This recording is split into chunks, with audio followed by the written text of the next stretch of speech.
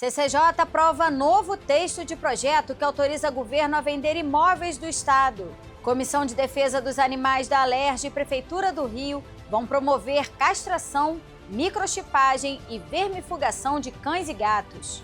Macrofungos são foco de monitoramento na Costa Verde Fluminense. E governo vai poder utilizar recursos de royalties e participação especial para o pagamento de dívidas com a União. O Jornal da Alerj está começando agora.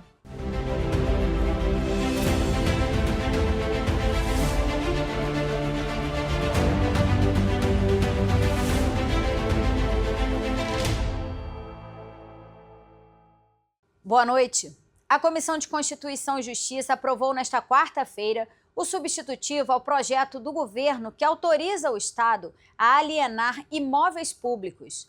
O novo texto excluiu imóveis polêmicos da lista, como o estádio Caio Martins, em Niterói, e o Batalhão do Leblon, e incluiu mais 32 propriedades, entre elas imóveis da UERJ e a Aldeia e o Complexo do Maracanã.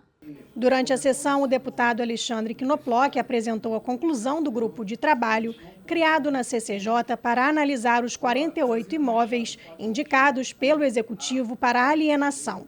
O documento contava com uma relação de 12 imóveis vistoriados e excluídos do projeto por conta da confirmação de destinação pública dos mesmos.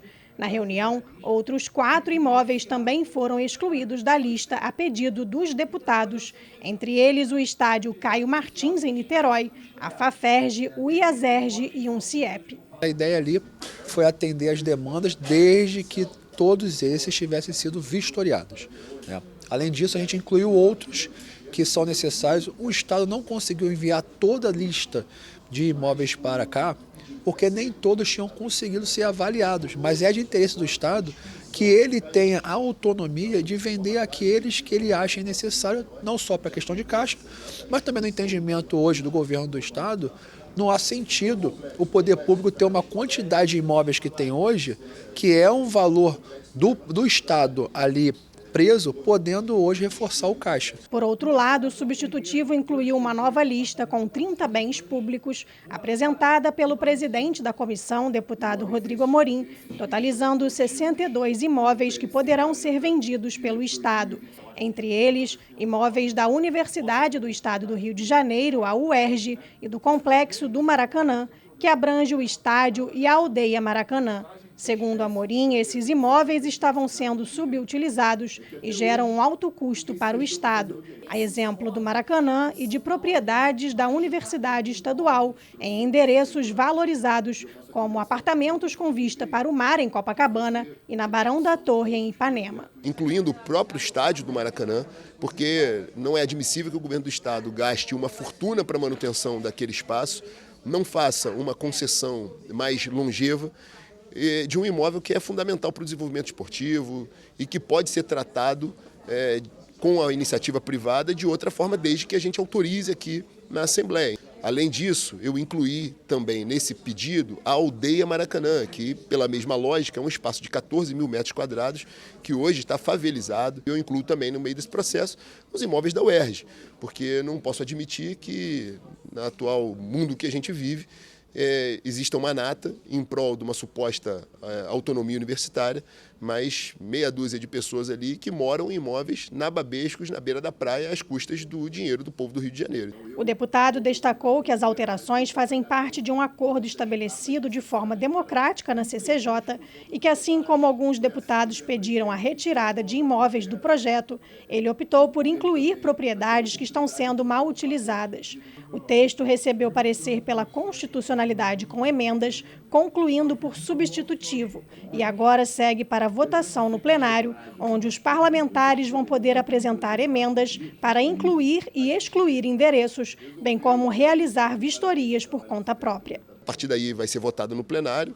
Eu tenho convicção que vai ser uma lei importante, uma mensagem do Poder Executivo, mas vai se transformar numa lei importante e que vai permitir uma destinação adequada a esses imóveis para que a gente possa dar o fim social da propriedade que está estabelecido na Constituição Federal e que a gente possa também absorver, num momento de recuperação econômica do Rio de Janeiro, uma destinação eventualmente até para quitar dívidas e fazer trazer para o erário, dar uma destinação para o erário, muitos imóveis que estão sendo depreciados, estão se deteriorando, e a gente vai impedir com isso e dar uma destinação lógica para esses imóveis que são de propriedade do Estado do Rio de Janeiro. A Comissão de Defesa dos Animais da Alerj vai realizar uma ação conjunta com a Prefeitura do Rio, oferecendo os serviços de castração, vermifugação e microchipagem em cães e gatos. A atividade está prevista para acontecer no dia 25 de novembro, em Jacarepaguá, zona oeste do Rio. Nesta quarta-feira, os membros da comissão se reuniram para ouvir a subsecretária estadual de Bem-Estar Animal sobre o programa RJ Pet. Essa é uma demanda dos tutores, protetores e ONGs que lutam pela causa animal no estado. O programa foi suspenso em junho, após a Controladoria Geral do Estado identificar irregularidades nos processos licitatórios. A subsecretária não compareceu, alegando problemas médicos, e também não enviou representantes para responder às demandas dos parlamentares. A gente tem uma preocupação muito grande com essa questão do RJ Pet. Por quê? Isso nos dá uma retaguarda, né? Eu me lembro, assim que eu assumi a presidência da Comissão de Proteção e Defesa dos Animais, teve um movimento aqui na porta da Alerj. Isso me preocupou muito. Por quê? Alguns protetores dependem, na realidade, dessa castração, de chipar o animal e de muitas outras coisas. Então, a ideia de convidá-la para poder estar aqui é para que ela pudesse falar como está, na realidade, o andamento para voltar a esse projeto de suma importância.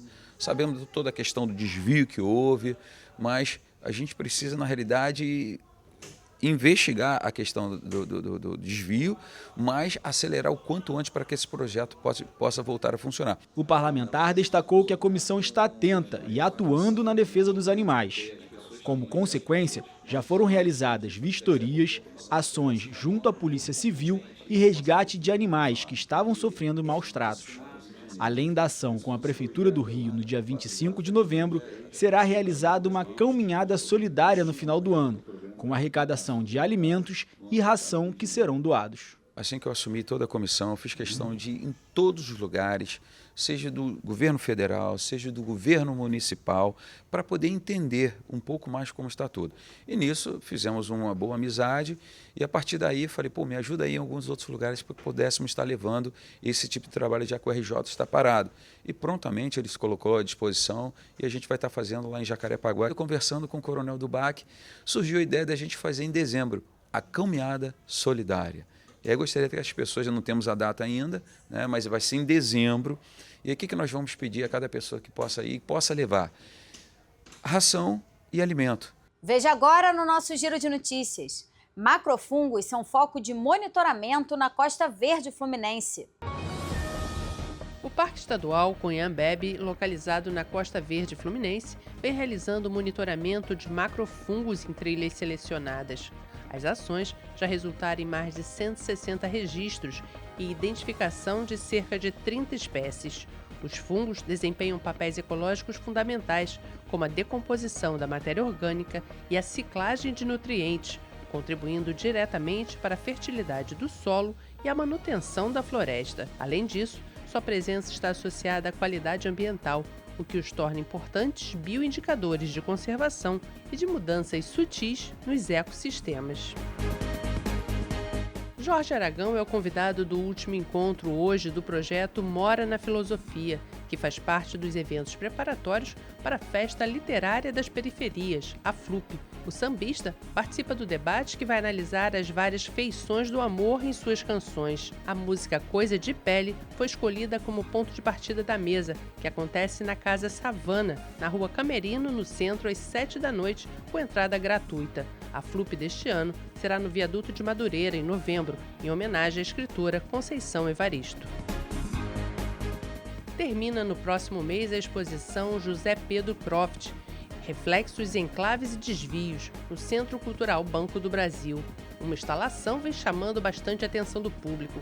Ela foi criada especialmente para a rotunda do CCBB e dispõe de um jogo de espelhos que, visto de cima, dá a impressão de que a claraboia está no fundo de um poço de 40 metros de profundidade. Mas essa é apenas uma das 170 obras do renomado artista português, que também mostra suas gravuras, desenhos e esculturas. Para o artista, a arte é como se fosse a ponta de um iceberg, cuja maior parte está escondida.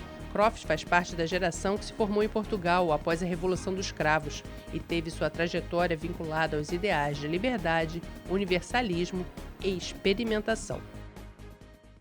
O plenário aprovou hoje o projeto que autoriza o governo a utilizar os recursos de royalties e participações especiais destinados ao Rio Previdência para o pagamento de dívidas públicas do Estado com a União. De acordo com o texto, o governo poderá reter parte dos recursos até o limite que foi transferido para a cobertura de déficits financeiros da autarquia nos 10 exercícios anteriores a cada compensação. Também fica definido que a compensação só vai ocorrer caso o Rio Previdência possua recursos suficientes para arcar com as obrigações previdenciárias.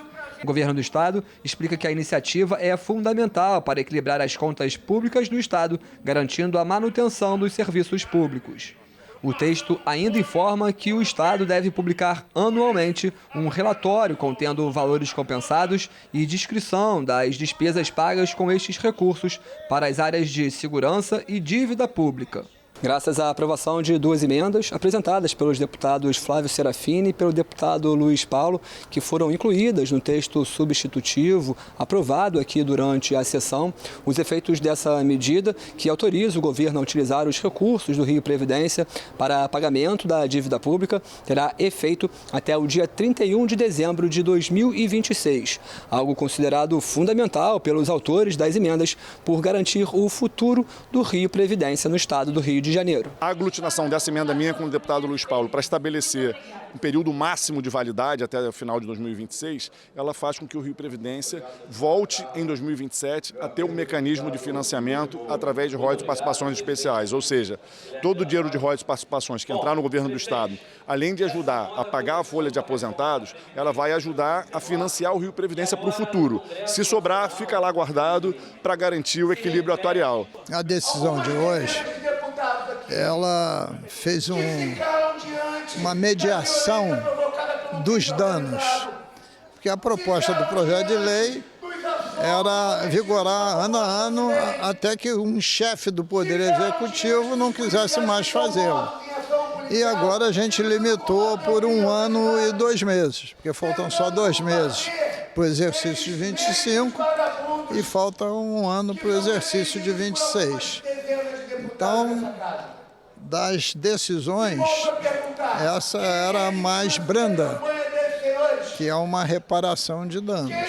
Os deputados também votaram um projeto para incluir jovens tutelados no grupo prioritário do Programa Estadual de Aprendizagem do Estado.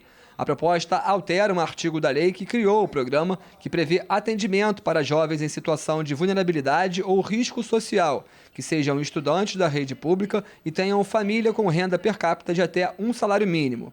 A prioridade especial aos jovens tutelados tem como foco proporcionar para eles oportunidades de formação técnico-profissionais. Jovens tutelados são aqueles que foram afastados de suas famílias e acolhidos em instituições de abrigo ou aqueles que foram submetidos a medidas socioeducativas por atos infracionais. O projeto do deputado Vinícius Cozzolino foi aprovado e segue agora para a sanção ou veto do governador. Aprovado em primeira discussão, o projeto que cria uma campanha permanente de orientação, conscientização e prevenção à esporotricose nas unidades de saúde do estado do Rio de Janeiro. A esporotricose é uma infecção fúngica que pode afetar humanos e animais, causando lesões de pele por todo o corpo. A proposta apresentada pelo deputado Daniel Librelon ainda retorna ao plenário para mais uma votação. Sprays de pimenta feitos à base de extratos vegetais podem ser reconhecidos como instrumento de legítima defesa para mulheres no estado do Rio. A proposta dos deputados Rodrigo Amorim e Sara Pôncio prevê que a venda do spray de defesa seja exclusivo para maiores de 18 anos e que a concentração máxima do produto seja de 20%, para ser considerado equipamento não letal e com, no máximo, 70 gramas. A venda só poderá ser realizada em estabelecimentos farmacêuticos mediante a apresentação de um documento de identidade com foto. De acordo com o projeto, o direito de adquirir, possuir e portar o spray para a legítima defesa se estende às mulheres maiores de 16 anos, desde que autorizada pelos responsáveis legais. O Estado fica autorizado a fornecer gratuitamente o spray de extratos vegetais para mulheres vítimas de violência doméstica que tenham medida protetiva e, no caso de agressão, os custos com fornecimento do spray devem ser ressarcidos pelo agressor, enquanto a medida protetiva estiver em vigor. O projeto foi aprovado ainda em primeira discussão. A gente sabe que, na maioria dos casos, são as mulheres que sofrem assédio, passando por situações de constrangimento, medo, insegurança, na hora de ir para o trabalho ou voltar do trabalho tarde da noite. Só a gente sabe o que a gente passa quando a gente sai sozinha. O fato da gente ter esse spray, o uso do spray regulamentado, te dar uma chance real de se defender, de se salvar, de sair correndo, de pedir ajuda. Então, eu estou muito feliz de estar defendendo esse projeto, de estar propondo esse projeto, e eu tenho certeza que vai ser um marco na defesa pessoal da mulher, nos direitos das mulheres.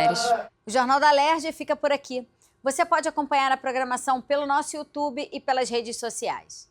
TV Alerj, o canal do povo. Uma boa noite para você e até amanhã.